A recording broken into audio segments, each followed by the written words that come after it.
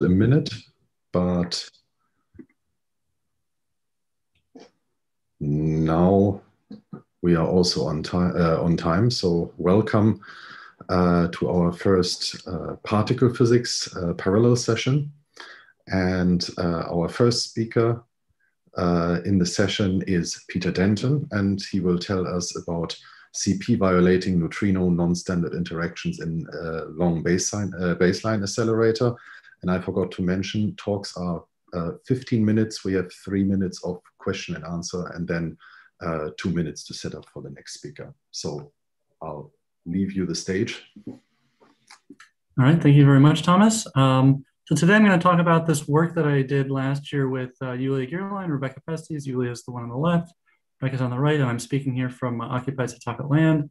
And this is this paper we put out that's in PRL.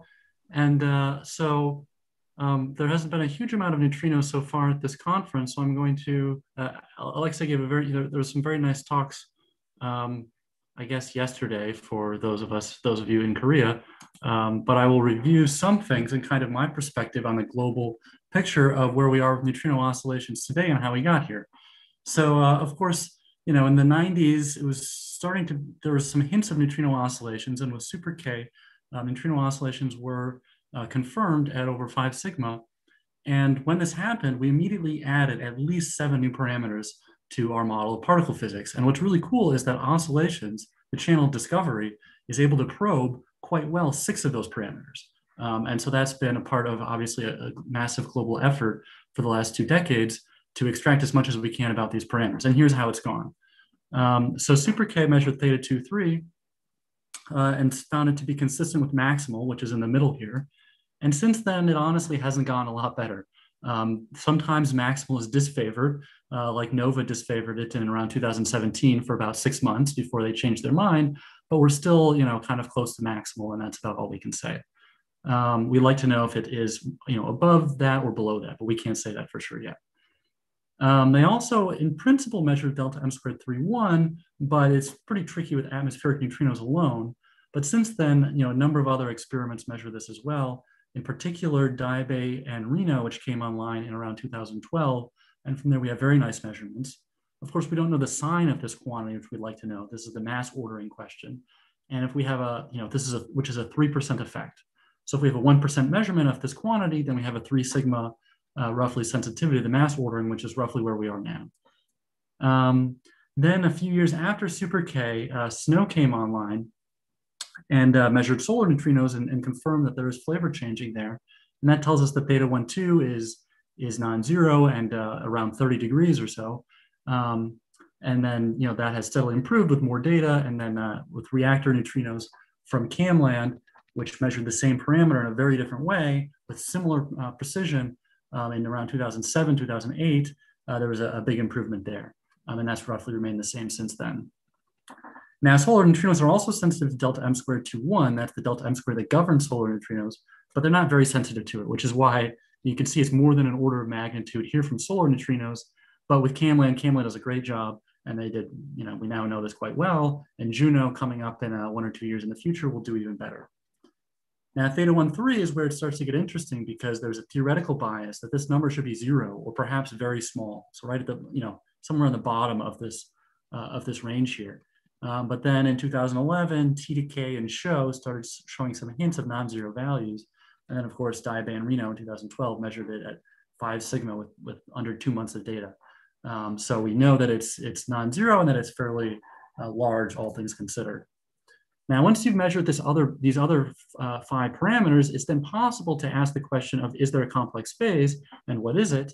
And as we can see since then, some hints started to emerge. And we still don't really know what it is, but we kind of have some information, and that's mostly that delta is probably not between 0 and pi, although it still can be at a 3 sigma level, but it's probably not. So that's kind of where we are now. So the big open questions are, is theta 2,3 more than 45 or less than 45? Is delta m squared 3.1 positive or negative? And what's going on with delta? All right. So why is CP violation interesting? We know CP is violated in the standard model. Once upon a time, it was a big deal. Once upon a time, we thought CP is maybe a good symmetry of nature. We know that's not true. But I'd say that it's more complicated than that. We know in the weak interaction CP is violated, although it's a little bit of a complicated statement. But in the strong interaction, it seems to be conserved. And obviously we don't know the answer to that. This could be an indication of new physics, such as an axion or something else, but we don't understand that. Now, in the quark mass matrix, where there could also be CP violation, there is, but it's fairly small. In normalized units, it's 3 times 10 to the minus 4. And so I think then it's fairly non-obvious to ask the question of what will this be for the lepton mass matrix. It could be much larger. It could be 1,000 times larger than the quark mass matrix, or it could be 0. In light of this sort of range of options between some violation, no violation, and fairly small violation, this is completely wide open. I don't think there's any way we can really predict, at least in this context, what is going to happen here. All right, so the latest data on this came out last summer, which is very exciting. I guess it's been about a year now. And the 2 experiments that have the most sensitivity to this are TDK and NOVA. And this plot shows both of their constraints. And so this is the complex phase delta, 0 to 2 pi. CP conserving is 0 or pi or 2 pi. And then theta 2, 3, this is this atmospheric mixing angle. 0.5 is maximal mixing. As you can see, we can't tell if it's above that or below that. Now TDK in black wants to be around 3 pi over 2, while NOVA is consistent with just about anything except for 3 pi over 2, which kind of looks interesting. It kind of looks suggestive. And as a neutrino theorist, I'm obligated to write a paper about what this could be if this is actually a real thing. Now, before I explain what we did there, I should stress that all the significances that I'm talking about here are low. These are not, even at the 3 signal level. So don't jump out of your seat just yet. But these are long baseline experiments, which means the events come in one at a time at some, super slow rate. So you just have to deal with that. They're all statistics limited. So, that indicates something. But even if these go away, I think this kind of study and studies like this are important as we move to the final stages of NOVA and TDK and the next generation of experiments, where I think tensions and anomalies are quite likely. Whether they're due to new physics or analysis problems, we'll have to wait and see. But I think this kind of analysis provides a roadmap for what you should be thinking about, whether you are a neutrino person or not, over the next 10 to 20 years. So if this is new physics, what is it? Well, sterile neutrinos is everyone's favorite. So that's an obvious thing. And these people looked at that. They looked at it actually for an earlier data set and reanalyzed it again, and they found it doesn't work very well. You can do other things, neutrino decay, decoherence, where the mass eigenstates decohere during propagation, some kind of interaction with a background field, something a little more exotic like Lorentz invariance violation or CPT violation. You can also look at unitary violation, where the matrix has some larger structure that is unprobed. Some people looked at that as shown there. That doesn't really work either. So we investigated NSI, as you can tell by all my bullet points underneath it. And these are the reasons why I think NSI is a good idea and how you should think of it in this picture. And the idea is that NOVA and TDK experience different matter effects. The baseline is around 3 times longer for NOVA, and the energy is around 3 times higher. So NSI, which depends on the matter effect, will manifest itself differently, which is what we want. So that's a good start. Now I'm suggesting that we should include CP violating phases in the new interaction. And this is because it is known theoretically for some time that new phases in NSIs are partially degenerate with the standard phase. So if we want to shift that phase from TDK to NOVA, this makes sense. So how you should think about how this story plays out is that TDK, because it's lower energy, is closer to vacuum. So basically, whatever they measure are the vacuum parameters. And then what NOVA measures, which is at higher energy, is some sort of combination of the two. And some other people put out a paper doing the same thing shortly after ours. So if you're not up to date on what NSIs are, this is a 1-slide quick review. So if you're used to thinking about effective field theories, that's what this top is. And this is some neutrinos are coupled to some fermions through some a vector current here in some way, in some dimension 6 operator. And the dimensionality is stored in this G Fermi, which is just the weak interaction. And then we rescale the new physics relative to that with these epsilon parameters. So an epsilon of 1 means we're dealing with roughly the same size as the weak interaction, and so on from there. And this can have any kind of a unique flavor structure on the neutrinos or on the matter particles that it's coupled to.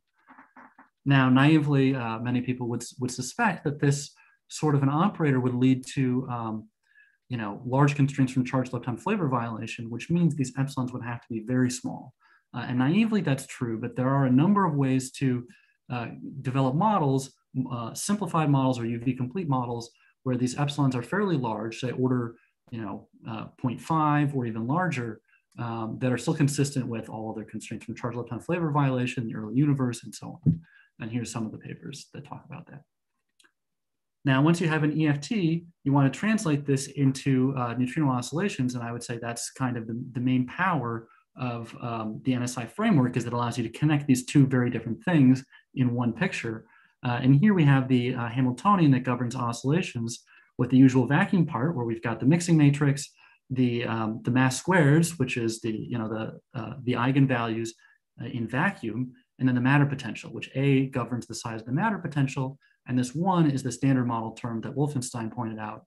And these epsilons are corrections to that from whatever kind of new physics you chuck in here from one of these models. All right. So before we go to the data, let's see if we can estimate how big this is going to be analytically. Now, neutrino oscillation probabilities in matter are notoriously complicated and are really just a pain to deal with. But it'd still be nice to have some intuition about what we expect to see. And so we derive some approximate expressions which look like this.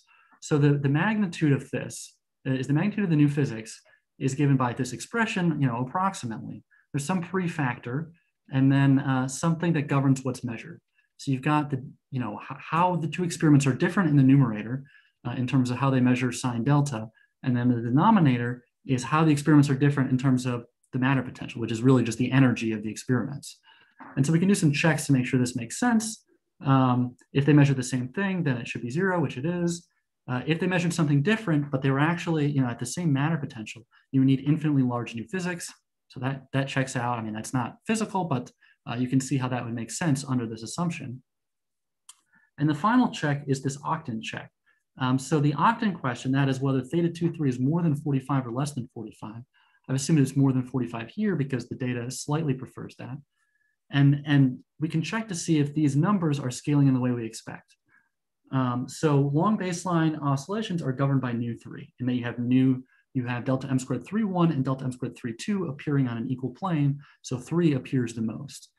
And in the upper octant, what that means is that this nu3 state is mostly muon neutrino, okay?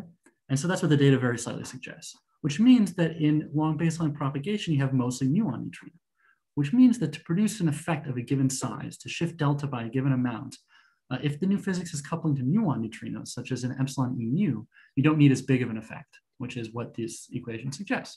So maybe this is right. So we're expecting epsilons of order 0.2. Now, what about the phase? I stressed that this was important.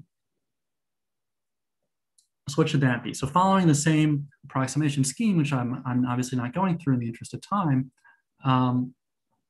we have that the true complex phase and the complex phase of the new interaction are related by a simple relationship here, and then you can check based on the signs, and you'll find that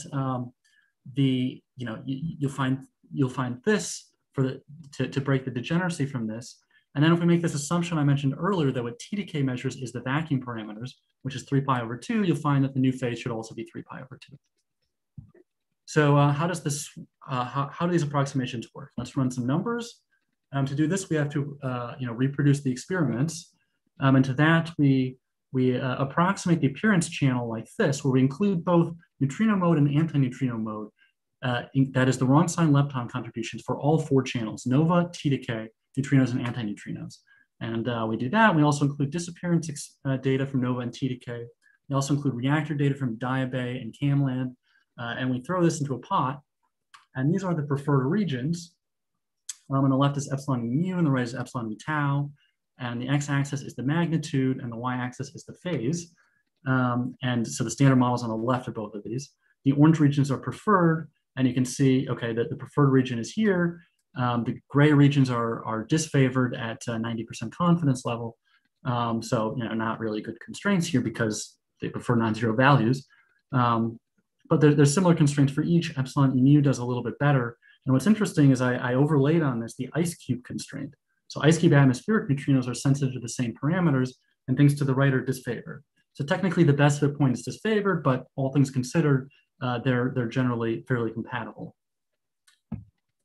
Here are the actual numbers, which I will just throw up here to mention that these approximations, these simple formulas, work pretty well. The phases are just right and the magnitudes are pretty close. So in my final minute or so, I'll just mention where can we go forward with this. If this is a real thing, okay, we can wait for more data from TDK Nova, but that's kind of boring. We want to know sooner than that. Where else can we look? Atmospheric data is a great place. So this is the ice cube plot, which is the curve that I just showed.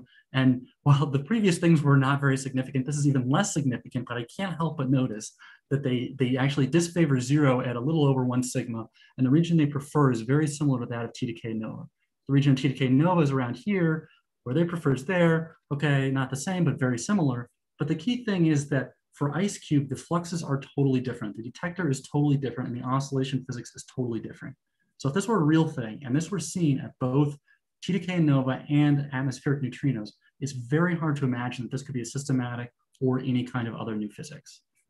And this analysis is only with 3 years of data. They have 10 years of data in the bank. They have upgrades being installed right now. There's a lot of room for improvement on this in this direction as well. Super K hasn't really done this analysis. You could also look at coherent, but there's some model dependency there, so you can kind of do whatever you want.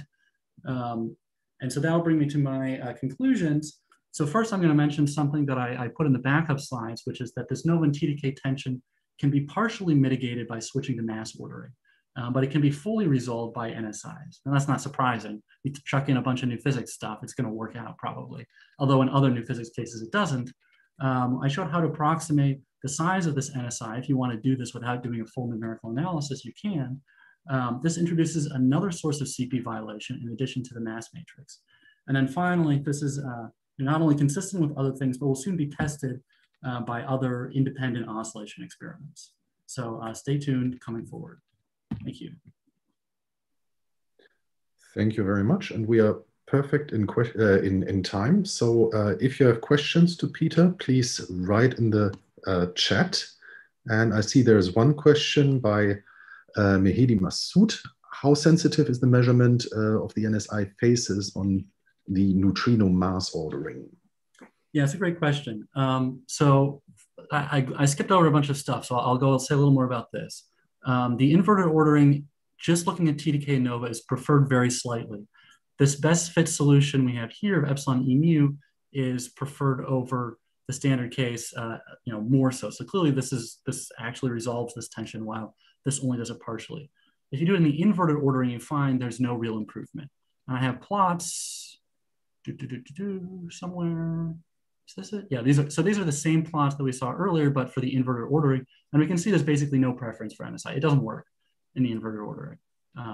So yeah, the mass ordering is probably normal. This is what this, if the picture I'm presenting here is any connection to reality, the mass ordering is probably normal. I can also show epsilon mu tau, which is the other off-diagonal parameter, which also just kind of doesn't work very well. But yeah, thanks. That's a great question, Mehdi.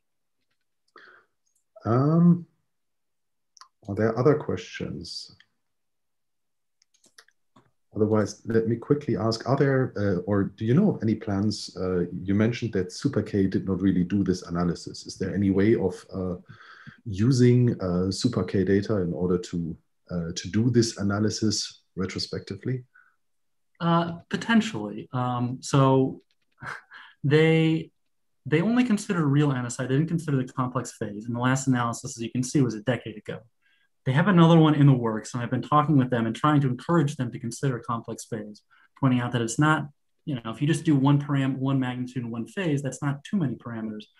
I'm not optimistic they're going to do it. As for me doing the analysis with someone, it's possible, but atmospheric oscillations in general are tricky, and the Super K data is not always presented in the most useful way, so I have not looked into it.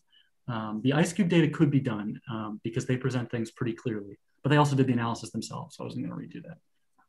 But yeah, I think that would be very interesting, and I've been encouraging them to do this, and considering the fact they haven't done it for a decade, this doesn't seem to be a priority of theirs. So that's it's too bad. Yeah. Good question. I see. Then we don't have any further questions and should move to the next speaker. So thank you, Peter, again. And our next speaker is Bartosz Fornal.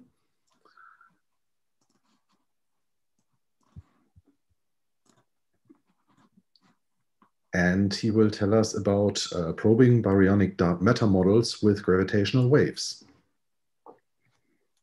Okay, thank you very much. I'm very grateful to the organizers for having me. I actually visited IBS a few years ago. It was a very nice place. So I'm grateful to be back, although remotely, but I sure hope to be able to be there in person in the future. So I will talk about the possibility, indeed, to use gravitational waves to probe models with gauged baryon and lepton number. And it happens then in those models, baryonic, the dark matter actually carries baryon number. And this work was done in collaboration with a fellow postdoc at the University of Utah, Barmak Shams. So we know very well that the standard model has this nice gauge symmetry, SU3 color cross SU2 weak cross U1 hypercharge. But in addition, it has two accidental global symmetries, namely baryon and lepton number. And it's also the case that global symmetries are not consistent with theories of quantum gravity. So there are two options. We can either live with that or try to do something about that. And one of the possible ways to deal with this is to promote those global symmetries to gauge symmetries, to the status of local symmetries. And the early attempts to do this date back to the 70s, but the actual real modern model of this type was constructed by Mark Weiss and Pavel Filevius-Perez some decade ago, and was followed by many follow-ups. Some of them are listed here, but I'll just focus as an example of one of those models, in particular this one here, constructed by Mark Weiss, Pavel Perez, and Michael Dorr. So how does this model look like? So the standard model gauge symmetry is indeed extended by U1 baryon and U1 lepton number. And of course, with extra gauge symmetries, there are anomalies in the theory which need to be canceled by extra fermion fields. So in addition to adding right-handed neutrinos into the model, one has to add those fields listed here into the theory. This is just one of the possible options. So here I listed the first three numbers are the standard model quantum numbers, and then baryon and lepton number. So in particular, this last field added here, chi, is a standard model singlet under color, weak charge, and has 0 hypercharge, but carries non-zero baryon and lepton number. And in order to get anomaly cancellation, there have to be some relations between the baryon and lepton charges in this theory. So of course, U1 lepton and U1 baryon have to be broken. And this is achieved by giving VAVs to two scalar fields, phi L, which carries lepton number, and phi B, which carries both lepton and baryon number. And there's kind of natural expectation for a hierarchy between the two symmetry breaking scales in the model, namely the VAV breaking lepton number it has a good motivation to be much larger than the VAV breaking baryon number, which is much larger than the Higgs VAV. And the reason that lepton number is breaking is at the high scale is if we want to have a neutrino seesaw mechanism implemented, because this, the VAV of this field will give masses to the right-handed neutrinos. So we're going to set it at the scale of 10 to the 11 GeV. Now the baryon number breaking scale is at a much lower energy scale, which I will get to it in a moment. But I'll just mention an important thing is that since this field breaking baryon number carries baryon number 3, there's no proton decay in this theory, even at the non-normalizable level, which is consistent with what we are seeing in experiments so far. So it turns out that after breaking lepton and baryon number, there's still a residual symmetry in the theory under which only the new fields transform, which means that the lightest of them cannot decay to standard model particles. And if the lightest of them happens to be chi, a standard model singlet, it becomes a dark matter candidate. And the theory offers also a possible annihilation channels for chi in order to be consistent with the observed dark matter relic density. And the way the dark matter mass and the scale enters into the annihilation cross-section sets up an upper bound on the scale of Baron number breaking of approximately 20 TeV. So if the scale is lower, 1, 2, 3 TeV, this can be probed at the LHC. But if the scale is 10 up to 20 TeV, then LHC is no longer helpful. So we can either wait for the future collider to hopefully be constructed in 50, 60 years, or we can do something about this now. So the thing that we can do is to probe this model using gravitational waves. So here is how it works. So each spontaneously broken Yuan symmetry will lead to gravitational waves in the early universe, and they can be produced in two different ways. First is in a long-term process, which results from cosmic strings, which are produced in the early universe. And this is a long-term process. And the other one is very short process, a first-order phase transition, which also leads to gravitational wave production. And so I'm going to discuss briefly how the expected signatures look like in those two cases. So cosmic strings are topological defects. They are one-dimensional field configurations along the line where the symmetry remains unbroken. And there's just one parameter which characterizes a cosmic string, namely the string tension, which is directly related to the scale of the symmetry breaking. So when those strings are produced in the early universe, there are two competing contributions to their dynamics. First is the stretching of the strings, which is due to the Hubble expansion of the universe. And also if two strings intersect, they can cut off a piece and create a string loop. Those loops are very unstable. They oscillate and decay via gravitational radiation. And this dynamics leads to the so-called scaling regime, where there's a small number of long Hubble-sized strings, cosmic strings, and also a large number of string loops being constantly produced and constantly decaying through gravitational radiation. So the expected signature is actually flat, the gravitational wave background of such a process. So here is the expected signature. The vertical axis shows the strength of the gravitational wave signature, and on the horizontal axis shows the frequency, and this is on a log-log scale, the frequency of the gravitational wave. So for a particular scale of 10 to the 11 GeV of lepton number breaking, this black curve shows the expected spectrum, and it's essentially a flat spectrum, which is again due to the scaling regime that the string loops are constantly emitting the same amount of gravitational radiation in time. Now the phase transition, they provide a qualitatively very different signature. So first, how they are produced. Well, they're produced if in a given theory, the effective potential changes and produces a new true vacuum state. So the effective potential is, of course, given by the tree level term, the one-loop Coleman-Weinberg correction, and the finite temperature correction. So it depends on the temperature and also on the particle content of the theory, and the particles enter through the Coleman-Weinberg term and the finite temperature term. So it might happen that when the temperature decreases, there is a new vacuum being formed, in which case there is energetically more favorable for the universe to reside in this lower energy density vacuum. So the universe, different patches of the universe will start tunneling to this new vacuum.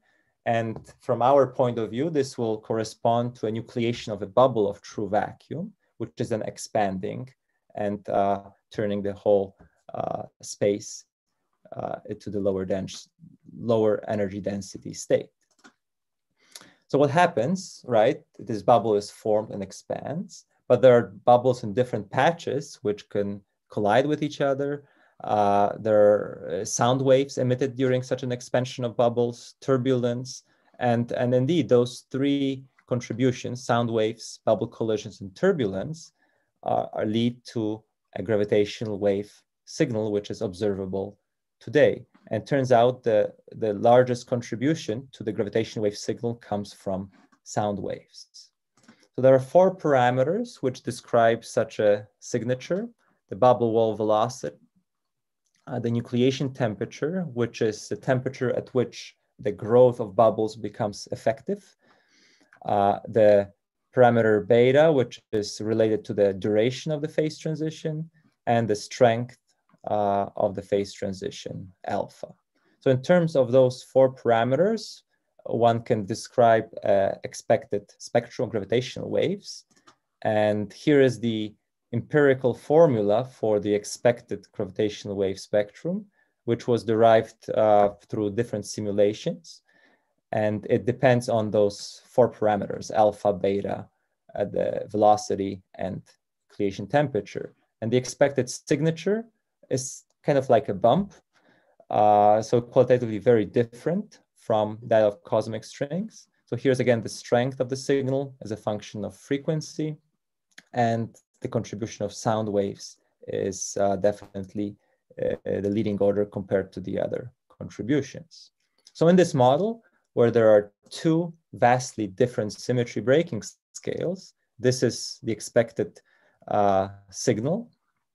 The black line shows the combined contribution of cosmic strings, which provide this flat contribution, which we discussed, and a bump here coming from the phase transition. So in this particular case, the scale of lepton number breaking was set at 10 to the 11 GeV. Again, this leads to this flat spectrum. And the scale of baryon number breaking was set at 20 TeV and leads to this bump observable in future experiments. So the colored regions show the sensitivity of future gravitational wave experiments. Green region here is LISA, blue the SIGO, here's Big Bang Observer, Einstein Telescope, and Cosmic Explorer. So this signature has not been observed earlier. Of any signature of this type has not been observed. But if it were observed, then this would definitely let us know that there are 2 vastly different symmetry breaking scales in the theory. You might ask, well, does it provide any information about dark matter? Not directly. There are many other parameters which influence the effective potential. However, this shape does depend on the dark matter mass to some extent. So hopefully in the future, one could develop methods of disentangling and selecting information about particular dark matter in this case. But if we see anything like that, that will definitely signalize new physics, and in particular, 2 vastly different scales of symmetry breaking. So let me end by saying that for the last 50 years, we have been trying to figure out what dark matter is. After Vera Rubin's wonderful discovery, we have been trying to look for it in colliders, in direct detection experiments, indirect detection. So hopefully gravitational waves will help us corner dark matter and force it to reveal to us its real nature. Thank you. Thank you, Bartosz, for this very nice talk. Are there questions?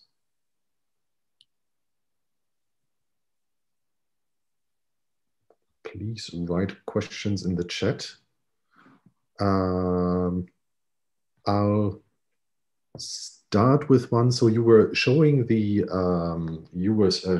spectrum of the expected signal.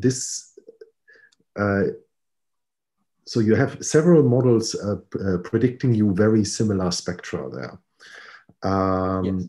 What is, or is there any way to tell those models apart from each other in case you have an observation of the spectrum, i.e., in how far does, for example, the width of those resonances differ in this model from other proposals?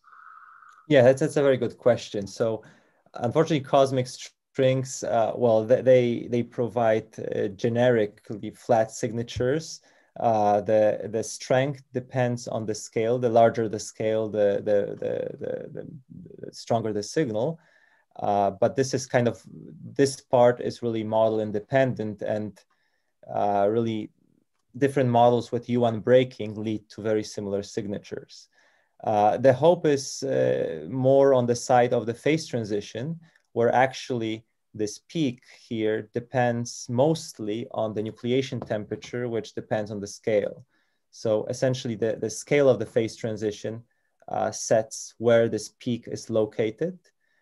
So if it's, in this case, 20 TeV, it will be mostly in this region of frequencies, which are 1/100th of a hertz. So you're right that the different models, like if we had a different model with U1 breaking at different scales, this would look very similar. But it wouldn't be exactly the same because the shape will depend on the extra particles in the theory.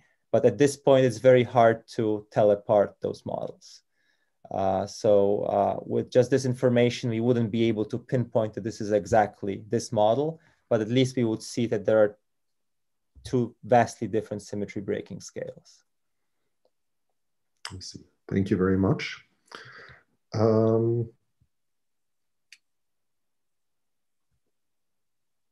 If there are no further questions, thank you again. And thank you. We move to the next speaker, who is, yes, in the chat. Hi, everyone. So Mauro Valli will tell us about gamma factory searches for extremely weakly interacting particles. Perfect. Thanks a lot. So thanks a lot, everyone, for this nice opportunity. I'm also looking forward to visit in person IBS, Center for Theoretical Physics of the Universe. And now in the next 15 minutes, I'll be talking about this recent work of mine in collaboration with these people here, Srimanti Chakraborty from in the Indian Institute of Technology, and she's going to be very soon a postdoc at Annecy in France. And these are the two more senior scientists, Jonathan Fang and James Koga. So the talk will be about the gamma factory searches for extremely weakly interacting particles. I'm sure you are familiar with the concept of extremely weakly interacting particles. You might not be so familiar instead with the gamma factory proposal. So this is where I would like to start.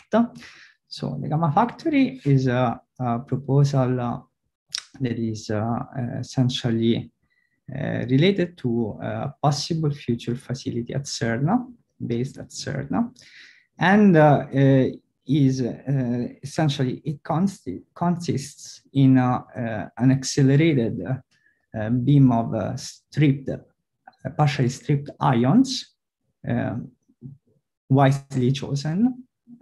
And this accelerated beam of partially stripped ions will be essentially scattered with some low energy photon coming from a laser.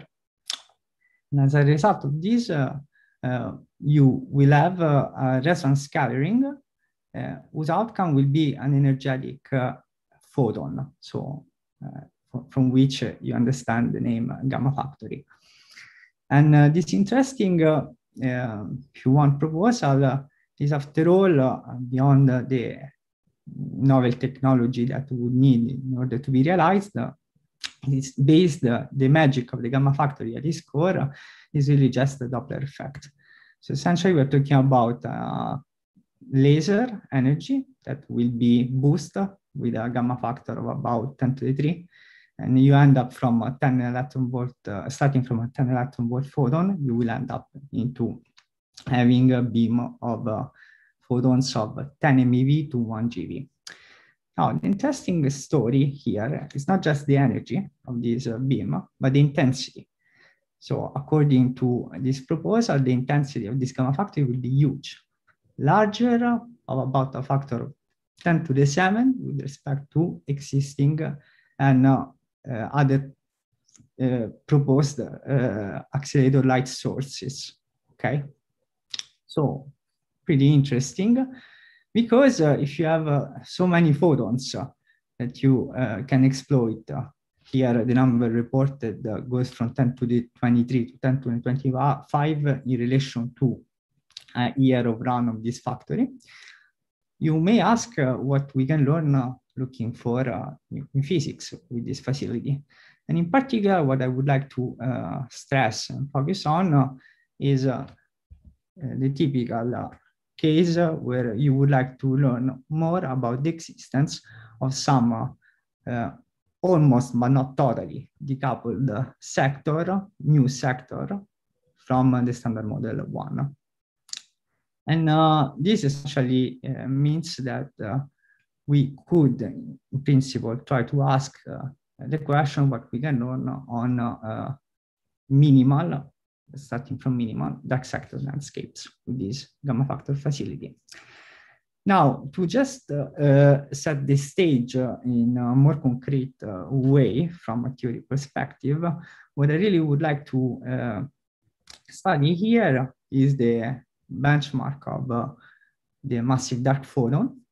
So the dark photon, as you probably know, is the result of the possible existence of an extra U1 symmetry that can mix with the standard model 1, giving you this new gauge boson that eventually will interact very feebly with the standard model through this kinetic mixing term. So it's a model that essentially involves only two parameters in its minimal version, a mass MA prime and a kinetic mixing parameter epsilon, units of the electric charge. And eventually has been already, this model has been widely and widely studied. In particular, you see here in this plot all the existing searches in relation to these production mechanisms that I'm reporting here. And eventually the fact that this dark photon can decay in a dilepton pair. In particular, there are these underlying question when you look at this kind of plots, that is, how can we do better in terms of probing more this parameter space? And as you can see, the white region here is pretty, it's not small. And eventually, there are several facilities, proposed facilities that could help filling in this blank space. On the other hand, there is also another interesting question one could ask is how much we should trust this kind of constraints that we got. Most of them are laboratory constraints. So you typically would retain them to be pretty robust against many possible caveats one could think about. This is, on the other hand, not really the case when it comes to constraints that you would could derive from astrophysics. In particular, what I want to point here is that the low mass and small, very tiny coupling of this plot, the left bottom corner, can be probed only by the constraints coming from supernova cooling. And this is one mean, this is known to be subject to assumptions and caveats, and it would be nice to have some sort of complementary probe that would be, in some sense, easier to be considered more robust. Okay, so having said that, here is the proposal in order to try to learn something more about this dark photon parameter space. But the idea is very simple. We consider the gamma factory as a proposal that will be realized at some point.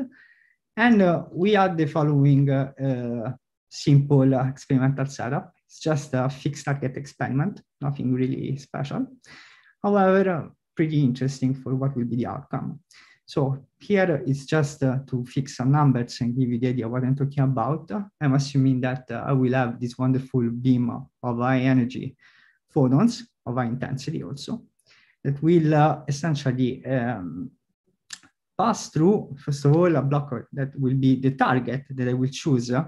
And here I will choose the target on the basis of the material of the target, on the basis of the main process that I would like to study. And in this study, I'll be considering the dark Compton scattering as the main production mechanism for this dark photon.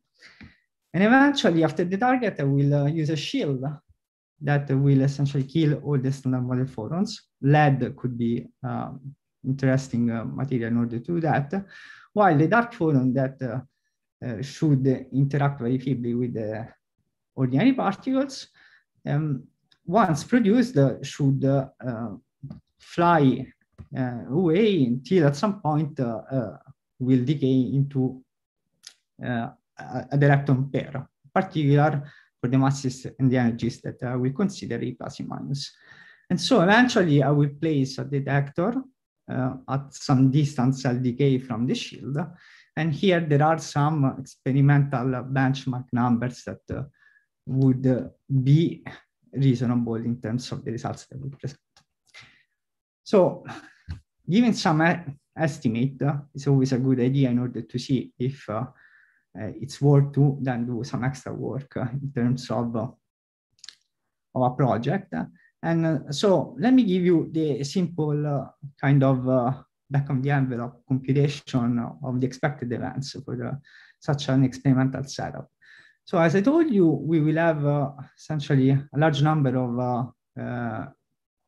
gamma factory photons at our disposal, and this will be key.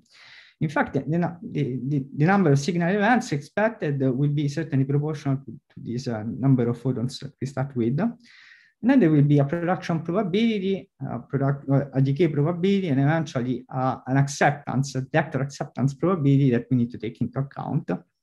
So plugging in the very simple expressions of the cross-section of dark Compton scattering and the decay of this dark photon particle into E plus E minus, and putting the benchmark numbers for the gamma factory number of photons, assuming that the detector probability will be essentially 1 if I been wise in realizing a large enough detector. Okay, so just for simple convenience of this estimate, we end up with this interesting result that the number of expected events is essentially at least roughly independent on the mass of the dark photon, but crucially depends on the kinetic mixing parameter to a high power, to the 4. And it's proportional, as I told you at the beginning, to the number of gamma ray photons. And interestingly, if you put all the numbers, the benchmark value, you see that we can probe very small epsilon, of the level of 10 to the minus 9, that is the level at which we would have only astrophysics as our ally to probe the parameter space. So, of course, from these estimates, we can get a feeling, but then you have to do a dedicated Monte Carlo in order to really get the things done properly. And this is what I try to do. And the result of this Monte Carlo study for this possible future experiment is given here. So basically, this is the coverage, the sensitivity that we will have for the dark photon in relation to this gamma factor with the add-on that I described. In particular, let me stress that yellow, orange, and red are three different regions with respect to different experimental setup for this gamma factory. In particular, you can see that not only the energy, but also the intensity of this beam is changing from yellow to red. And eventually what you can cover here is a primary space that goes from the 2 times mass of the electron as a lower end in mass of the dark photon. This is the minimal requirement, of course, in mass, up to the maximal energy that you can probe with the experimental setup that we're considering for the dark photon. And the intensity determines how far you can go in epsilon in terms of tiny kinetic mixing couplings, while the upper bound that you see in these regions is just the requirement that at some point this particle needs to decay. But if decays promptly, then it remains essentially in the target, the plus minus pair, and then you will never see it. So just to finish this, I would like also to stress the interesting thing of this result is that if instead of drawing some sensitivity contour related to the typical event request of just 3 events in a whole year, in a whole year run, we require more events. This is the way on the left panel, this sensitivity will scale. And in particular, this number of events can be traded for the amount of time that you are running this experiment. So within this plot, there is the information that in a few hours observation already we will be able to probe new chunk of parameter space. Okay, so that's pretty cool, I think. On the other hand, on the right hand side, on the right panel, the sensitivity versus the length of the detector plot should tell you that it's important at least to keep some kind of multiplicative factor between the detector length and the decay length for this experiment in order to have a good angular acceptance for the plus and minus pair. Otherwise, you will start to lose sensitivity in an important way. And with this, I think I can give you this take-home message here that is essentially that the gamma factory with the add-on that I discussed could become an interesting dark sector factory. And that essentially the money plot that I showed you highlights the fact that this gamma factory could be a complementary probe of dark photon searches with respect to what we have now only from astrophysics, particularly from the supernova cooling bound. And if you want to know more about other interesting results along these lines, please take a look at the paper. On general grounds, this gamma factory is interesting for the BSM community, and I think it's really food for thought. And for instance, very recently, there was a study also on axion-like particles in relation to exploiting, try to exploit at the best this feature facility. And probably there is much more to be uncovered and exploited. So let's stay tuned and think about it. Thank you. That's all. Thank you very much for the talk. Again, if you have questions, please write them in the questions and answer section. I have a very naive question. In principle, you have X-ray lasers. How do the intensities compare, and are there studies of the bounds you get from X-ray lasers on the parameter space, or are they completely uninteresting? excellent question. So yes, there are some studies. Sorry, I'm not reporting any reference here, but in our paper, there are references to these studies. Essentially, they are very recent studies though. And the problem is that, as I was saying at some point at the beginning, the intensity of these existing experiments is much smaller than what I'm showing you here, like order of magnitude smaller.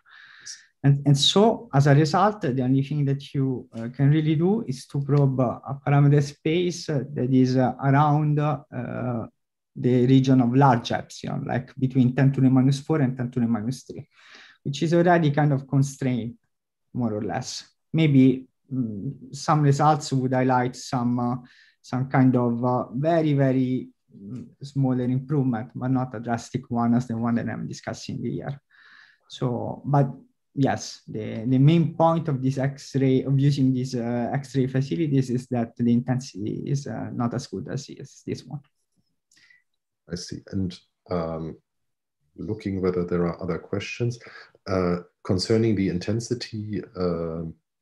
Again, I have no idea of the materials, but are there any problems with having the material sufficiently radiation safe, so to speak, because you're depositing a lot of energy on your fixed target?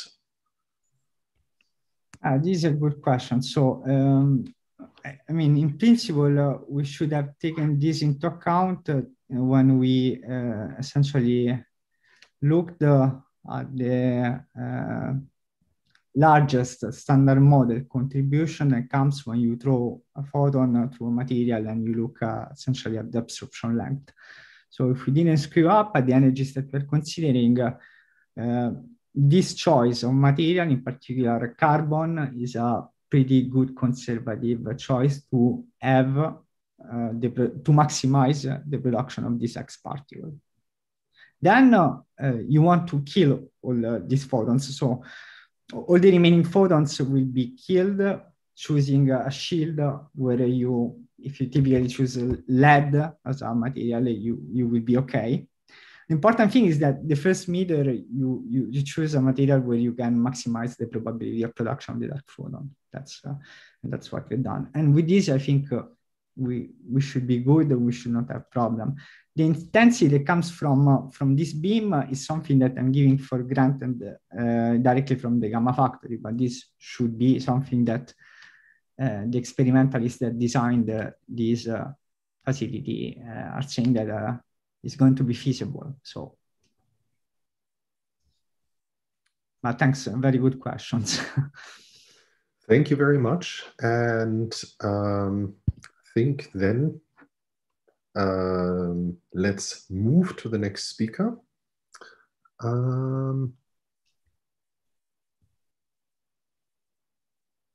Who is in the channel. So Tae-wook Ha from Korea University will tell us about factorization of N-jettiness in electroweak processes.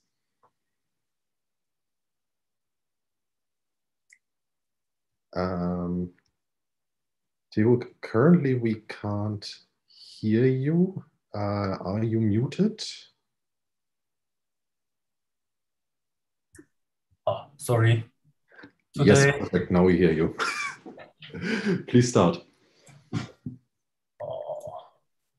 Today, I will talk about the factorization of the N-jettiness in electric processes based on recent work with Jung-Bon Choi and Tae-young Kwon. Strongly interacting particles are observed as hadrons that are color singlets. What happens if free quarks or color non-singlet particles are observed? In the same reasoning, what if we turn off the strong interactions? See what happens with the weak interactions. In this case, leptons are treated as free quarks in QCD. As a simple example, we will consider E plus E minus to mu plus mu minus using effective field theory in SU2. At first, we have to consider the factorization process. Because of the presence of the non-singlet states in weak process, it makes factorization more difficult than QCD, which has SU3 singlets only. Except for the difficulty of the factorization, some issues are encountered in the presence of the non-singlets. In inclusive process in QCD, large logarithms are cancelled between the real emission and virtual corrections, which is known as KLN theorem. But it is not happened in SU2 because of the non-singlet states. And these non-singlet states have different scaling evolution from singlet states. It is known as rapidity evolution, but I will not talk about them today. Effective field theory concentrates on the part of physics what we are interested in. So it includes only relevant degree of freedoms. Today I deal with electron doublet, muon doublet, W1 to 3, and their antiparticles in SU2. It is transparent method to derive factorization theorem by decoupling all of the fields in the different modes. It is simplified the problem containing, if we, after the factorization, each factorized part has only one scale at a time. So it makes simplify the problem containing scale hierarchies. Soft collinear effective theory is what I used for this work. In general, form momentum can be expanded like this. Here, n dot p is denoted by p plus, and n bar dot p is p minus, and p pub is orthogonal to both of n and n bar. This n and n bar satisfy these two conditions. For example, one can set as right-like vectors along the g direction and negative g direction, respectively. In SCT, what we want to do is split the physics into the different momentum region. Let's think about an n-collinear particle. Then its large component P minus has the scaling hard scale Q.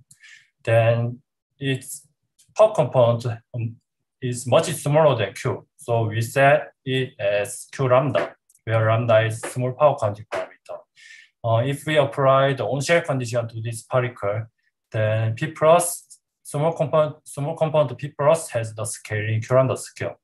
Therefore, we have an n collinear scaling Q lambda square 1 lambda. There is another mode, ultrasoft, which can interact with collinear mode. And because they have no preferred direction, so they have an identical scaling, Q lambda square, lambda square, lambda square. Therefore, naturally, we have some scale hierarchies. Hard scale Q and collinear scale Q lambda and ultrasoft scale Q lambda scale. In this situation, where the collinear and homogeneous modes have different scaling for p square, then it is known as SCT1. With this picture, let me introduce the strategies of the EFT. We have two lines. First line denotes hard scale Q, and second line denotes NW. What these blue arrows are representing is renormalization group evolution, which I will call running. Because effective theory is top-down, let me scale down from the full theory. Then after the first running, we reach a boundary. The theory above the Q and below the Q must be the same at this point. So we obtained first matching condition. Below the Q, hard mode doesn't contribute anymore, so which I will call integrated out. Between the Q and MW, we have a theory, for example, call it SCTW and gamma in the unbroken SU2 cross U1. After the second running, we obtain the second matching condition and Ws are integrated out. Below the MW, then we have a theory, call it SCT gamma in the broken SU2 cross U1. Today, I deal with this middle region, except the gamma and U1. Before the talk about the NJTness, let me remind you of the thrust. Thrust tau is defined like this. Final state momenta PIs are collinear or anti-collinear with n. If then this numerator become large up to its denominator.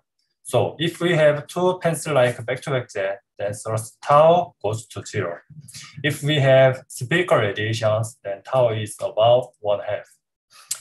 Total n jetons is written as the sum of individual jetons tau ni, and tau ni are defined by like this.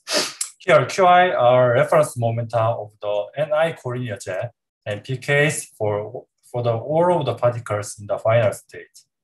If pk is collinear with qi, then this numerator goes to 0.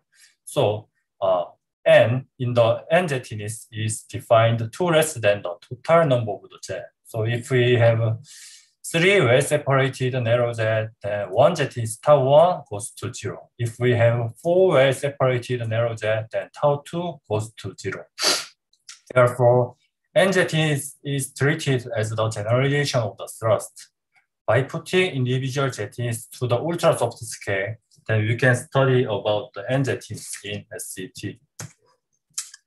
Now let's talk about the factorization theorem. Cross-section is written as kinematic terms and phase space integrals and matrix element, which I've written here only, where CIs are Wilson coefficients obtained by the matching the full theory onto SCT at hard scale Q, and OI are four-eton operators which are relevant for our process. T1 is small ta, SU2 generator. So here O1 is non-singlet operator in SU2, and T2 is defined identity. So O2 is singlet operator. You can decouple the soft interaction by making of this field redefinition. Here SI denotes soft Wilson line. With this field redefinition, our matrix elements becomes like this. It looks complicated, but I will introduce each contribution step by step. Note that after the field redefinition, every field in each mode doesn't interact with the fields in the different modes, so we can factorize. After some long and boring calculation, we obtained a factorization theorem. But because of its complicated form, I just introduced this simple form. Except the hard function h, which depends only on the hard scale q, each factorized part depends on its own jetons contribution. And some of them is our two jetons. And hard function describes the hard scattering, and it is defined with the Wilson coefficients and platonic Mandel-system you have. And it depends on the operator indices I and j. So it is represented by the matrix in the operator basis. In this figure, initial electron 2 doublet participate in the hard scattering and produce 2 muon doublets, which are drawn by yellow lines and emphasized by gray box. It occurs hard scale Q. Initial state radiation, which I will call beam, are described by the beam function. With this relation, we can combine each lepton doublet into a bilinear form. This first term contains collinear singlet currents, and second term contains collinear non-singlet currents, but which is not contributing to QCD. By applying the initial state E1 and final state X to these currents, then we obtain the definition of the beam function. Note that final state X contains all possible states. Because of its completeness, it is neglected in the definition of a beam function or any other function. If A is 0, then T0 is 1, and we obtain the singlet beam function. And if for non-zero A, we obtain the non-singlet beam function. There is a relation between the beam function and the PDF. In this figure, initial electron pattern, which is drawn by black short arrow, is described by the electron PDF. The radiations from the electron builds up a beam, which are drawn by green lines, and remaining pattern could be neutrino as well as electron, drawn by yellow line, which is described by the function calligraphy I, and together these two functions form a beam function. We can compare the definition of the beam function and the PDF. The only difference is the presence of the delta function about the jettiness. Assume that you have a factorization formula for EP scattering, and cross-section is written as the convolution of PDF and Platonic cross-section. By inserting identity operator consists of jettiness as an integration variable and its delta function, then you obtain the more differential cross-section easily. And it occurs at coordinate scale q lambda. In the same way as the beam function, jet function is defined with coordinate currents at final state mu1 and x. They are neglected too. And jet function describes the coordinate radiation in the final state, which is emphasized by blue box in this figure, and it occurs at coordinate scale q lambda too.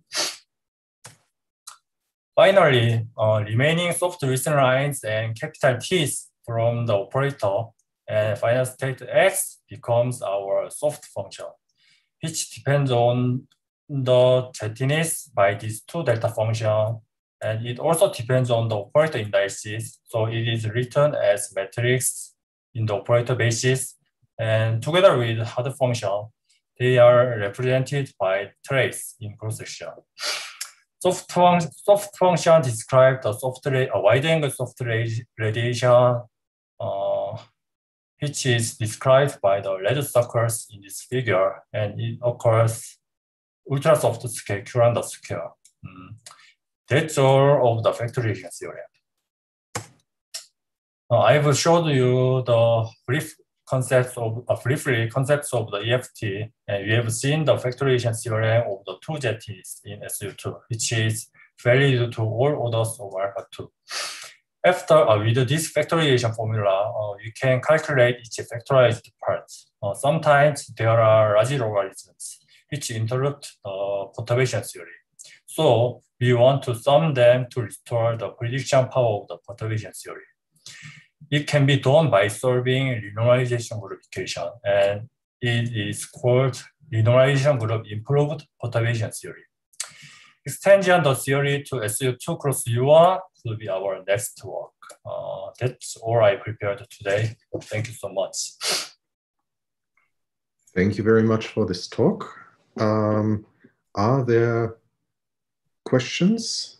I currently don't see questions in the chats, so please write questions there. I have one question. So, so you were in this model considering, I think, the photon in the W boson, but not the Z boson, which I guess is because you're considering only SU2, correct? Yes, unbroken phase. I see. Are the gauge bosons in the effective phase, are they considered massive or massless? Because as I understand, the theory is valid above the electroweak breaking scale. So above the breaking scale, it can be treated as massless, but after the symmetry breaking, it will be massive, except the photon.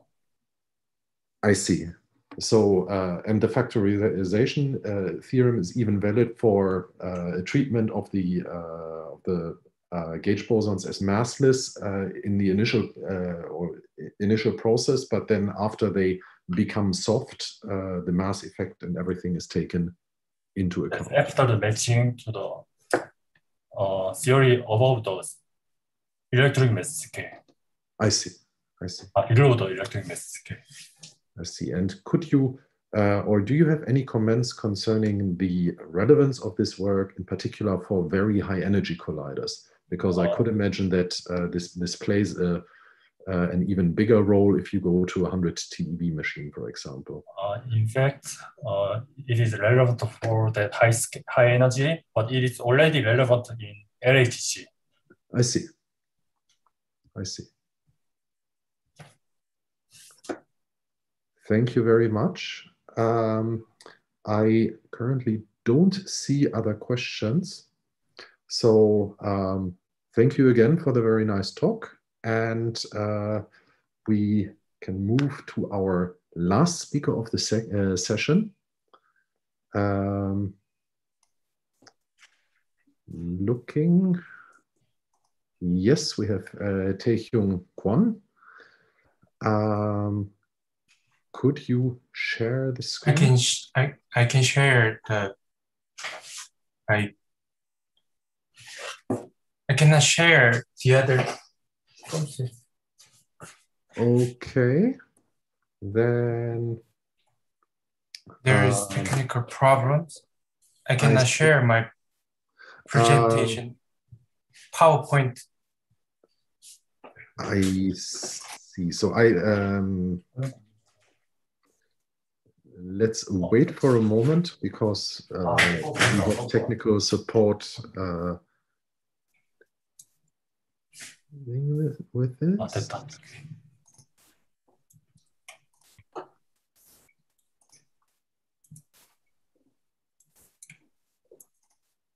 We still see the sharing of the last screen. Yes.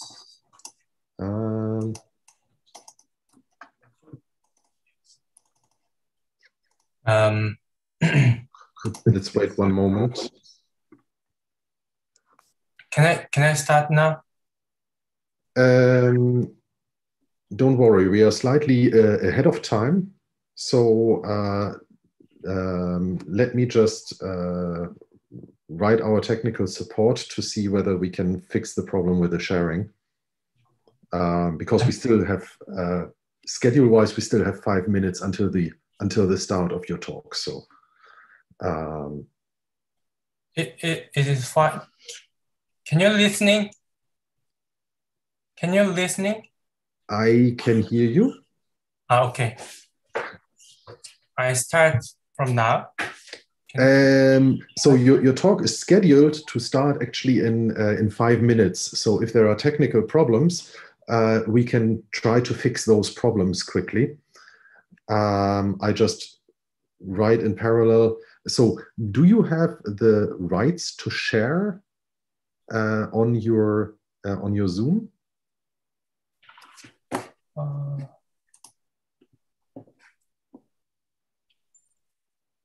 The semi-inclusive lepton jet function in SU2. 안 보여? 뭐라고? 줌을 공유하고 있다고. Yes, no, yeah, I shared the PowerPoint slide. Can you see that?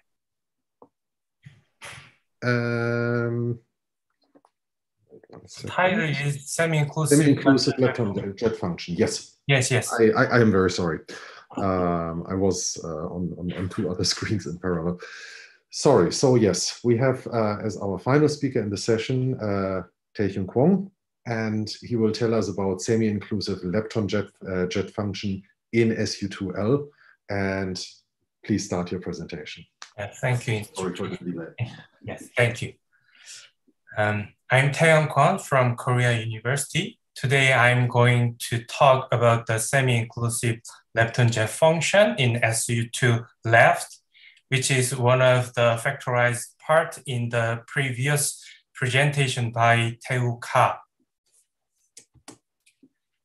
Let's consider the word without QCD. If there is only electroweak gauge symmetry in our world, what happens? The particles in QCD are always observed as hadron that are the color singlet state. However, in the electroweak gauge theory, the particle can be observed as non-singlet state. For example, we can observe an electron, not a quark alone. In the electroweak gauge theory, at high energy, a lot of leptons can be produced by the weak interaction. They make leptonic jets. Then how do we describe the leptonic jet? What are the difference between the QCD jet function and the leptonic jet function? Before talking about the detail, I'm going to explain the physical situation in the imaginary world. We have studied the jet for the jetness in E plus E minus to mu plus jet, mu minus jet, and x, where x includes the beam direction collinear particles and low energy particles, so-called soft particles. To focus on the non-singlet contribution, for simplicity, we consider only SU2 left gauge symmetry. Since we consider the process in high energy, we can use the unbroken gauge theory. The two jetness tau is the sum of the individual jetness tau I, which is defined as the inner product of Ni and the total momentum of particles closer to Ni than the other directions. Here, N1 and N2 are beam directions, N3 and N4 are jet direction determined by jet algorithm. Tau I corresponds to sharpness of each jet and beam jet when the total momentum of particles is not collinear to Ni, which means tau I is large, then the jet is broad. As the total momentum is more collinear to Ni, tau I becomes smaller. When the tau I is small, the jet is narrow. We can consider this case with soft collinear effective theory, so-called SCET. To factorize cross-section, we have used SCET. In SCET, there are two modes, collinear mode and soft mode. The momentum power countings of the mode are in this table, where lambda is much smaller than 1. Let me remind you the factorization result in previous presentation. In our process, the cross-section can be written like this. Electron and positron beam emit initial radiations, and the resultant particles with the off-shellness T1 and T2 participate in the hard scattering, which are expressed by the beam function B1 and B2. The hard scattering is described by the hard function H. After the scattering, lepton jet with off-shellness P3 squared and P4 squared are observed, which are related to the jet functions J3 and J4. During the whole process, the soft particles are emitted from anywhere, which is described by the soft function S. Hard function and soft function are 2x2 matrices. Because of SCET Lagrangian for our process is written as the linear combination of two SCET operators. Ti and pi squared are related to the jetness. In SCET, there are two types of divergences. One is UV divergences, which is handled by the dimensional regularization. The other is rapid divergence that arises when n dot p or n bar dot p is infinite, while n dot p and bar dot p is fixed. The rapidity divergence cannot be handled by the dimensional regularization. We need to introduce a new regularization to regulate the rapidity divergence, and we chose the rapidity regulator. We have put nu over n bar dot p to the eta in collinear Wilson line, which is enough to handle the rapidity divergence. Here, nu is rapidity scale. Although the rapidity divergence can appear in each factorized part, except hard function, we have confirmed that the cross-section is not rapidity divergent. We consider a jet including lepton capital L, which is expressed by semi-inclusive lepton jet functions. The function cannot be only a singlet, but also a non-singlet. Each of the definition is on this page. Here, small l in operator is SU2 left doublet, which contains muon neutrino and muon in our process. And X in the final state includes the n collinear particle except lepton L. The existence of generator TA is a difference between definitions of the singlet and non-singlet. It is convenient to consider the Laplace transform of the jet functions.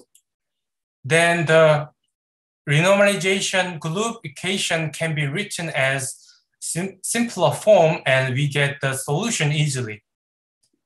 With the 3 Feynman diagrams at order alpha, we have gotten the Laplace transform of the jet functions with the variable conjugate to the jetness. The singlet J tilde has the Stokov logarithm, which causes the cusp anomalous dimensions. The non-singlet J tilde has new contributions which are not in the singlet. The terms cause the different anomalous dimension from that of the singlet, especially the term depends on nu makes the RG evolution more complicated. The mu and u could be any scale, but all the factorized parts have common scale mu f and uf, which can make the loads large in some of the parts. We have to resum the large logarithm by evolution each part. To evolve the jet function, let's see the RG equation. Renormalization group equation for Laplace transform of the jet function are here. Gamma mu's are the mu anomalous dimension. Gamma nu are the nu anomalous dimensions. For the singlet, because of the semi-inclusive lepton jet function is independent of nu, gamma nu s is 0. And the gamma mu s, which is the same with the anomalous dimension of QCD jet, contains cusp anomalous dimension and non-cusp anomalous dimension. For the non-singlet, the two anomalous dimensions have new contributions. Since there are the new dependence logarithm in the non-singlet lepton jet function, gamma mu n depends on nu and gamma nu n depends on mu. Because of the fact, we must be careful to evolve the non-singlet.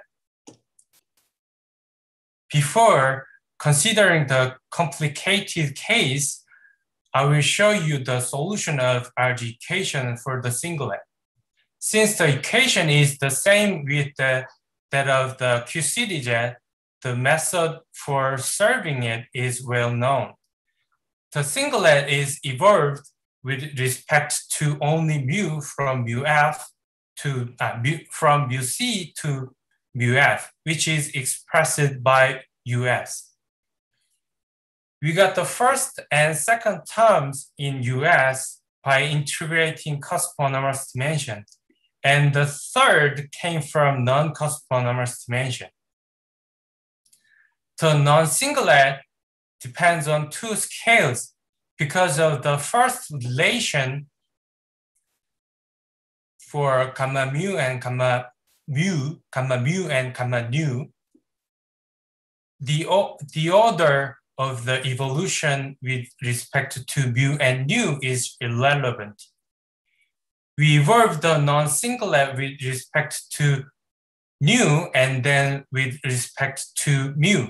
We must be careful to solve the RG equation for nu because the nu anomalous dimension contains a large logarithm with mu c much larger than m. We evolve the non-singlet with respect to nu from mu c to mu f as fixed mu equals mu f, which is described by Vn. It came from the logarithm of nu in the non-singular lepton jet function. At the point mu f, mu c as paying attention to the large logarithm with mu f over mu c in gamma mu n, we can evolve the non-singular with respect to mu from mu c to mu f with fixed nu equals mu f, which is expressed by un.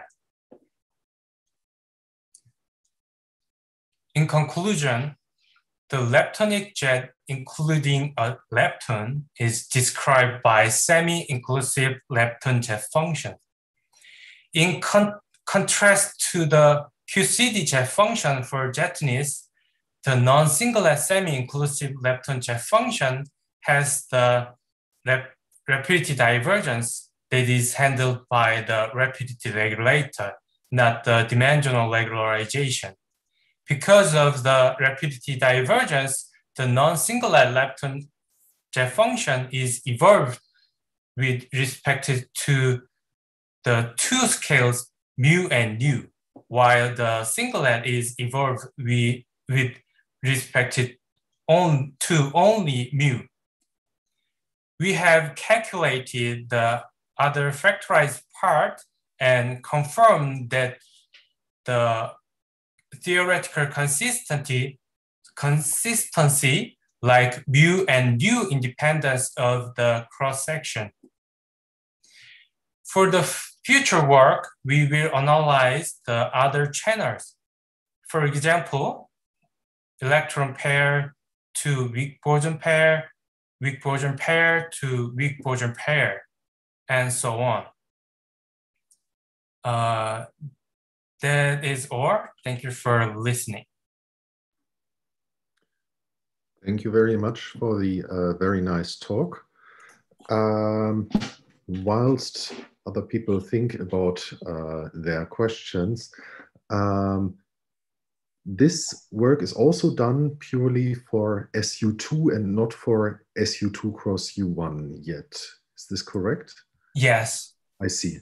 So to see what the applications for those are or for the formalism are at colliders, would it be possible to measure the SU2 representation of a lepton from the jet shape? So I'm thinking now of the standard model having either an SU2 doublet or an SU2 singlet, i.e. left-handed or right-handed. One could try to measure the chirality of the state, but from what you were presenting, I'm understanding that the jet shapes differ depending on whether I have a singlet or a non-singlet state. Do you think there is a possibility to use the jet shapes in order to measure the SU2 representation or deduce the SU2 representations in colliders? I think it is hard to measure the lepton jet because the strong interaction is so strong. So we can barely see the leptonic jet maybe. I see. But if we want the semi-inclusive lepton jet function in SU2 cross U1, just you consider the right-handed jet function, which can have to be singlet. I see. I see. Are there Other questions?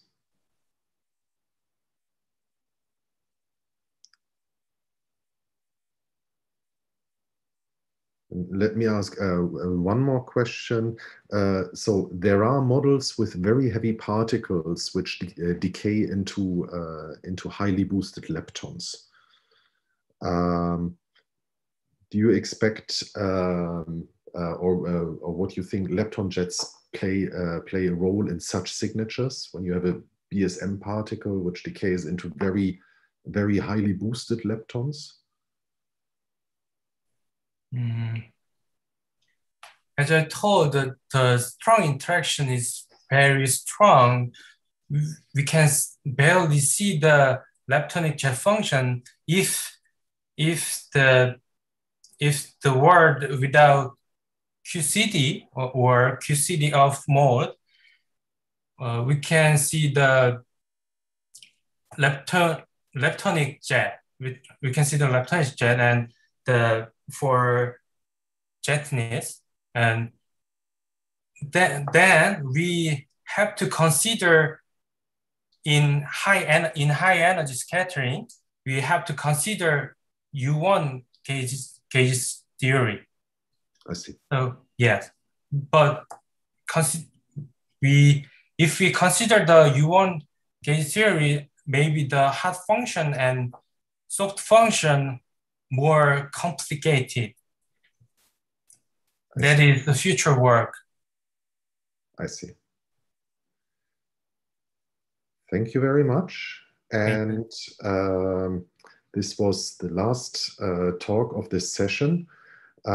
So let us thank or raise our hands for our last speaker and all of the speakers of this session. And thank you very much. And we will close the session here. A question to the technical support team: is it